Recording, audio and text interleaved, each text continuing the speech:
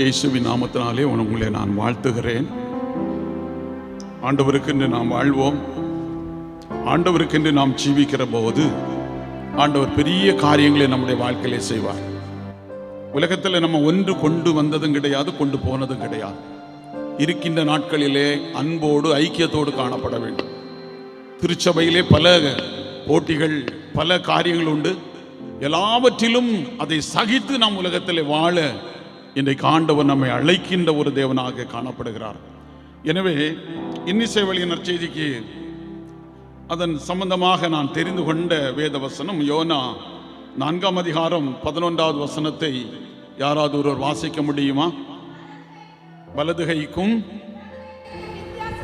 இடதுகைக்கும் வித்தியாசம் அறியாத 1,20,000 பேருக்கு அதிகமான மனுஷரும் அநேக மிருக ஜீவன்களும் இருக்கிற மகாநகரமாகிய நினிவேக்காக நான் பரிதபியாமல் இருப்பேனோ? ஹல்லேலூயா! நான் நினிவேக்காக பரிதபியாமல் இருப்பேனோ என்று ஆண்டவர் நம்மை பார்த்து சொல்லிக் கொண்டிருக்கிறார். எனவே இந்த பாடல், இந்த செய்திக்கு முன்பதாக ஒரு பாடலை பாடி நாம் செய்தியை நாம் தொடரலாம்.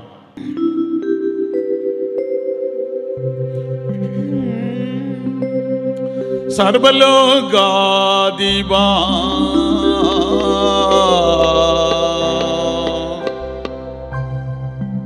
நமஸ்காரம்.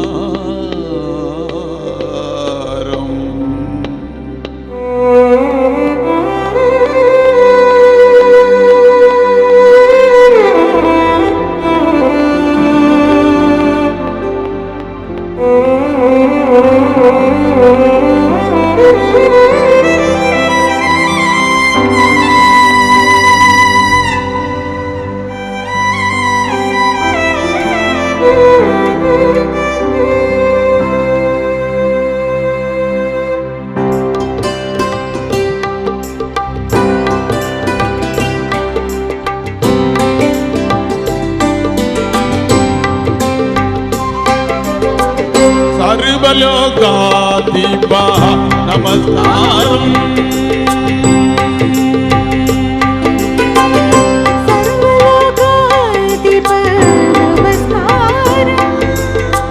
சர்வ சிருஷ்டிகனே நமஸ்காரம்.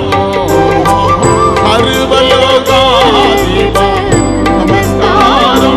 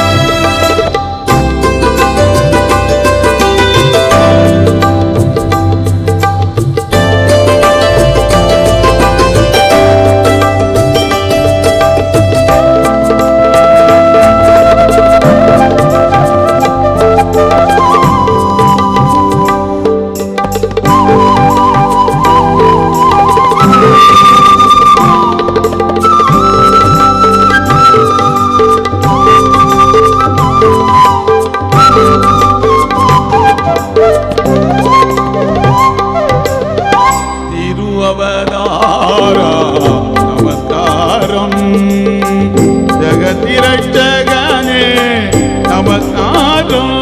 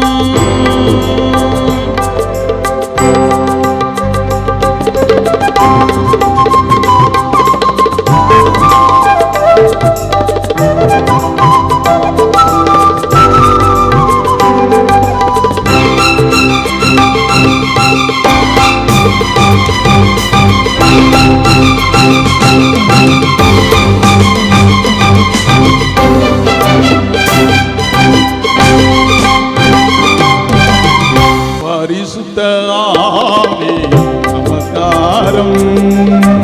பரமசர் குருவே நமஸ்காரம். பரிசுத்த ஆவியே நமஸ்காரம். பரமசர் குருவே நமஸ்காரம். அருவியாய் ஆடியா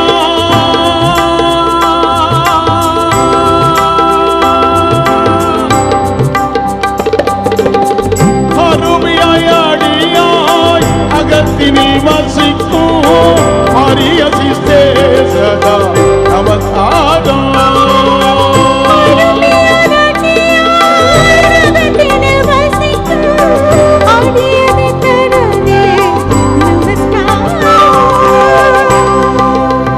சர்வலோகாதிபா நமஸ்காரம் நமஸ்காரம்.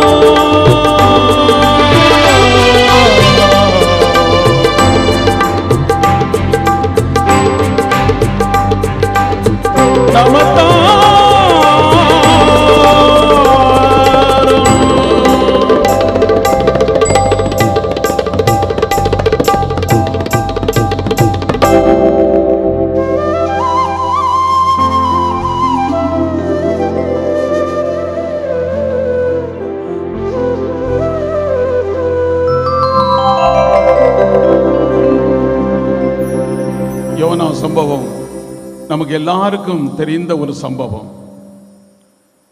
யோனா ஒரு தீர்க்கதரிசியாக காணப்பட்டான்.